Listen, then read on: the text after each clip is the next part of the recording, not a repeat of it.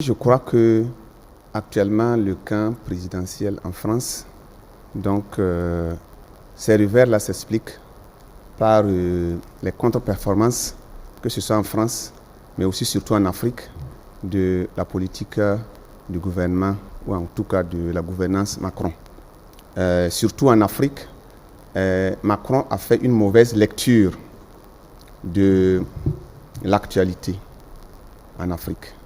Il a pensé qu'il a hérité d'un système qui ne s'est pas mis à jour. Alors qu'en Afrique, les mentalités ont évolué. La perception des Africains vis-à-vis de la France et surtout de la politique française en Afrique a beaucoup évolué. Ce que les masses populaires ou même certains gouvernants toléraient sous l'ère Chirac, sous l'ère Sarkozy ou même sous l'ère Hollande n'est plus toléré en Afrique de nos jours. Donc, je peux dire que ces revers-là, c'est la somme des insatisfactions, des frustrations des Français, de plusieurs dossiers politiques internes à la France et externes aussi, qui donnent ces mauvais résultats et qui expliquent aussi la percée de l'extrême droite. Parce que l'extrême droite a toujours su puiser, ou en tout cas a toujours su canaliser les colères internes, surtout quand les questions de l'immigration, les questions liées au dossier de la France-Afrique, l'implication de la France dans les gouvernances en Afrique.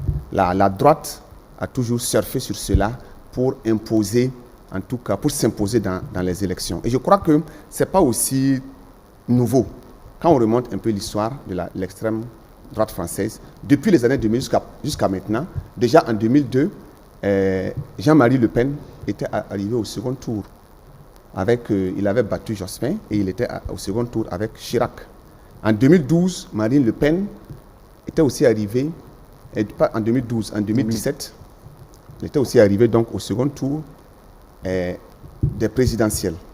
Donc, et chaque fois, ils sont en train de se présidentialiser. Voilà. Et comme je l'ai dit, c'est la somme des frustrations. Parce que l'extrême droite explique les difficultés de la politique française de par le fait que, comme c'est des extrémistes, c'est des ultranationalistes, ils pensent que le plus souvent, ce sont les étrangers qui sont... Et ce n'est pas aussi seulement en France. On a vu le cas en Italie, comme vous l'avez dit, l'extrême droite aujourd'hui, avec les difficultés que connaît l'Europe, et même avec la crise en Ukraine,